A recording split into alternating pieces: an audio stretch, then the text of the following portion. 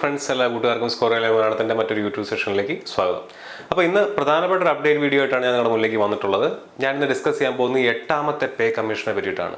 അതെ, നിങ്ങൾ ന്യൂസിനകത്തും യൂട്യൂബിനകത്തൊക്കെ നോക്കിക്കഴിഞ്ഞാൽ ഒരുപാട് വീഡിയോസിലും കണ്ടു കാണിരിക്കും 8ാമത്തെ പേ കമ്മീഷൻ, 8th പേ കമ്മീഷൻ എന്ന് പറയുന്ന നമ്മുടെ സർക്കാർ ജീവനക്കാരുടെ ശമ്പളവുമായി ബന്ധപ്പെട്ട് പെൻഷനും ഒക്കെ ആയിട്ട് ബന്ധപ്പെട്ടിട്ടുള്ള ന്യൂസ്.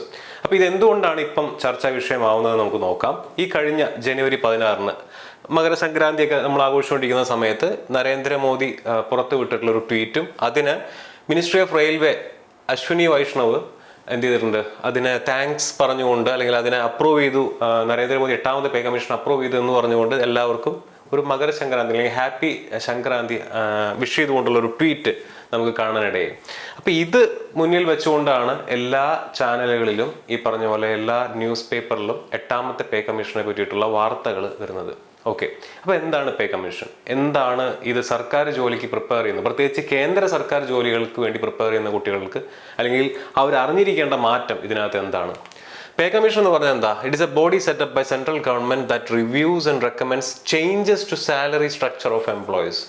സർക്കാർ ജീവനക്കാരുടെ ശമ്പള പരിഷ്കരണം അതിനു വേണ്ടി സെറ്റപ്പ് ചെയ്യുന്ന ഒരു ബോഡിയാണ്. ആര് സെറ്റപ്പ് ചെയ്യുന്നത്? സെൻട്രൽ ഗവൺമെന്റ് സെറ്റപ്പ് ചെയ്യുന്ന ഒരു ബോഡിയാണ് പേ കമ്മീഷൻ എന്ന് പറഞ്ഞു കഴിഞ്ഞാൽ. ചരിത്രത്തിൽ ആദ്യത്തെ പേ കമ്മീഷനാണോ ഇത്? അല്ല. ഇപ്പം നിലവിൽ സർക്കാർ ജീവനക്കാർ, കേന്ദ്ര സർക്കാർ ജീവനക്കാരെല്ലാം വാങ്ങിച്ചുകൊണ്ടിരിക്കുന്ന 7ാമത്തെ ശമ്പള പരിഷ്കരണ കമ്മീഷൻ, 7th പേ കമ്മീഷൻ പുറത്തുവിട്ടിട്ടുള്ള പരിഷ്കരണത്തിന്റെ ഭാഗമായിട്ടാണ്. അപ്പം അതിന് മുന്നേ 7 എണ്ണം ഉണ്ടായിരുന്നു. അതായത് ഇപ്പൊ ഈ വരുന്ന 8ാമത്തെ പേ കമ്മീഷന് മുന്നേ 7 കമ്മീഷൻസ് വേറെ ഉണ്ടായിരുന്നു. 1ാമത്തെ കമ്മീഷൻ 1946 വന്നത്, 2ാമത്തെ 57, 3ാമത്തെ 73, 4ാമത്തെ 86, 5ാമത്തെ 96, 6ാമത്തെ 2006, 7ാമത്തെ 2016. ഈ 7ാമത്തെ പേ കമ്മീഷന്റെ സാലറി വെച്ചിട്ടാണ് ഇപ്പം നിലവിലെ സർക്കാർ ജീവനക്കാരെല്ലാം ശമ്പളം വാങ്ങിച്ചുകൊണ്ടിരിക്കുന്നത്. ഇനി 8ാമത്തെ പേ കമ്മീഷൻ ഉടനെ വരുമെന്നാണ് പറഞ്ഞിരിക്കുന്നത്. പക്ഷെ എന്നായിരിക്കും വരുന്നുണ്ടായിരിക്കുക? അപ്പോൾ ഇവിടെ നോക്കിക്കഴിഞ്ഞാൽ നിങ്ങൾക്ക് കാണാൻ പറ്റും, കഴിഞ്ഞ ഏതാനും 4ാമത്തെ പേ കമ്മീഷൻ തൊട്ട് നോക്കിയാൽ മതി. 4th പേ കമ്മീഷൻ 86 തൊട്ട് നോക്കിക്കഴിഞ്ഞാൽ എല്ലാം 10 വർഷം ഇടവിട്ടുകൊണ്ടാണ് എന്ത് ചെയ്തിട്ടുള്ളത്, ശമ്പള പരിഷ്കരണ കമ്മീഷൻസ് വന്നിട്ടുള്ളത്.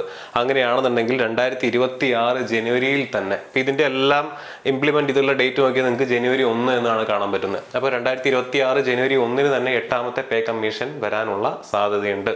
ഓക്കെ, അപ്പോൾ ജനുവരി 2026 8ാമത്തെ പേ കമ്മീഷൻ വന്നാൽ റെയിൽവേ എക്സാംസിന് നമ്മുടെ കുട്ടികൾക്ക് എന്താണ് ഉപകാരം നോക്കുക. What will happen? ഇതിന് മുന്നേ 6ാമത്തെ പേ കമ്മീഷനും 7ാമത്തെ പേ കമ്മീഷനും വന്നപ്പോൾ ഉണ്ടായിട്ടുള്ള മാറ്റമാണ് ഞാനിവിടെ കാണിച്ചിരിക്കുന്നത്.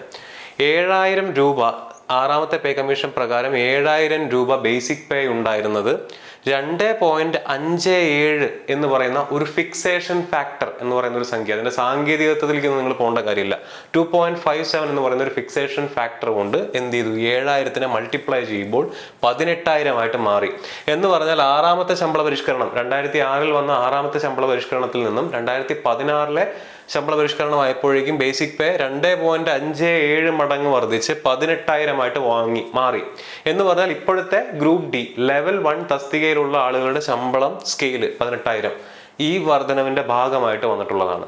ഓക്കെ, ഇതിന് ആനുപാതികമായിട്ട് തന്നെയാണ് 8ാമത്തെ പേ കമ്മീഷൻ വരുന്നതെന്നുണ്ടെങ്കിൽ ഒന്ന് ആലോചിച്ച് നോക്കുക. ഈ 18,000നെ 2.57 കൊണ്ടാണ് നിങ്ങൾ ഗുണിക്കുന്നതെന്നുണ്ടെങ്കിൽ നിങ്ങളുടെ ബേസിക് പേ എത്രയായിട്ട് മാറും? 46,000 രൂപയായിട്ട് മാറും. പക്ഷെ എപ്പോഴും 2.57 ഫിക്സേഷൻ ഫാക്ടർ വരണമെന്ന് യാതൊരു നിർബന്ധമില്ല. ഞാൻ 6ഉം 7ഉം തമ്മിലുള്ള ബന്ധമാണ് പറഞ്ഞത്.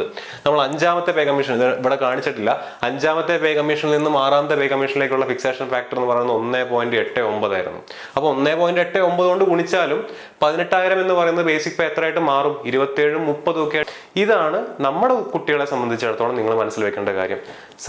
സെൻട്രൽ ഗവൺമെന്റ് ജോലി എന്ന് പറഞ്ഞാൽ ശമ്പളത്തിന്റെ കാര്യത്തിനകത്താണെങ്കിലും ലിസ്റ്റിൽ പേര് വന്നാൽ ജോലി കിട്ടാനുള്ള സാധ്യതയാണെന്നുണ്ടെങ്കിലും സെൻട്രൽ ഗവൺമെന്റ് എക്സാംസിന് വളരെയധികം കൂടുതലാണ്. സോ പ്രിപ്പയർ ചെയ്യുക. ഞാൻ ഓൾറെഡി ഏതാനും ദിവസങ്ങൾ മുന്നേ 2025 റെയിൽവേയിലെ സാധ്യതകളെ വെച്ചുകൊണ്ടൊരു വീഡിയോ ചെയ്തിട്ടുണ്ടായിരുന്നു. ആ വീഡിയോ കാണാത്തവരത് പോയി കാണുക. നിങ്ങളുടെ അവസരങ്ങൾ മനസ്സിലാക്കുക. എന്ത് ചെയ്യുക? ഈ വർഷം ആദ്യം വിളിക്കാനിരിക്കുന്നതാ ഇന്നിപ്പം ജനുവരി 20 ആണെന്നുണ്ടെങ്കിൽ ജനുവരി 22, 23 ദിവസങ്ങളിലായിട്ട് ഗ്രൂപ്പ് ഡിയുടെ നോട്ടിഫിക്കേഷൻ വരും. സോ നിങ്ങൾ ഇതുവരെ റെയിൽവേ എക്സാംസിന് പ്രിപ്പയർ ചെയ്യാത്ത കുട്ടികളാണെന്നുണ്ടെങ്കിൽ എന്ത് ചെയ്യുക, റെയിൽവേ എക്സാംസിൽ ഈ ഗ്രൂപ്പ് ഡി എന്ന് പറയുന്ന എക്സാം തൊട്ട് അങ്ങ് സ്റ്റാർട്ട് ചെയ്ത് പ്രിപ്പയർ ചെയ്ത് തുടങ്ങുക. ഓക്കെ, ഇനി നമ്മുടെ കോഴ്സുകളുടെ കാര്യം നിങ്ങൾക്ക് അറിയാവുന്നതാണ്. നമ്മുടെ NTPC പ്ലസ് ഗ്രൂപ്പ് ഡി ബണ്ടിൽ കോഴ്സ് നമ്മൾ ലോഞ്ച് ചെയ്തിട്ടുണ്ട്. NTPCയുടെ കൂടെ ഗ്രൂപ്പ് ഡി പഠിക്കാൻ താല്പര്യമുള്ള കുട്ടികൾക്ക് എന്ത് ചെയ്യാം, ഈ കോഴ്സിന് എടുക്കാവുന്നതാണ്.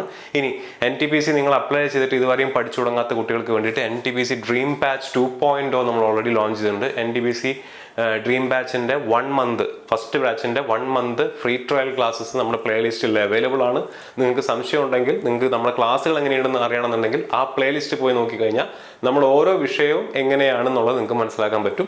ഇനി നിങ്ങൾ NTPC അപ്ലൈ ചെയ്തിട്ടില്ല, ഗ്രൂപ്പ് ഡി ആണ് നിങ്ങളുടെ ലക്ഷ്യം, ഗ്രൂപ്പ് ഡിയിലൂടെയാണ് നിങ്ങൾക്ക് ജോലി നേടാൻ നിങ്ങൾ തയ്യാറെടുക്കുന്നതെന്നുണ്ടെങ്കിൽ ഗ്രൂപ്പ് ഡിക്ക് വേണ്ടിയിട്ട് നമ്മളൊരു സക്സസ് ബാച്ചും ലോഞ്ച് ചെയ്തിട്ടുണ്ട്. അപ്പോൾ നിങ്ങൾക്ക് നമ്മുടെ കൂടെ പഠിക്കാനായിട്ട്, സ്കോർ ടീമിൻ്റെ കൂടെ പ്രിപ്പയർ ചെയ്യാനായിട്ട് താല്പര്യമുണ്ടെന്നുണ്ടെങ്കിൽ ഇതിലേതെങ്കിലും ഒരു കോഴ്സ് നിങ്ങൾക്ക് എടുക്കാവുന്നതാണ്. ഫർദർ ഡീറ്റെയിൽസിന് ഇവിടെ കൊടുത്തിരിക്കുന്ന നമ്പറിൽ കോൺടാക്ട് ചെയ്യുക. മറ്റൊരു വീഡിയോയിൽ നമുക്ക് വീണ്ടും കാണാം.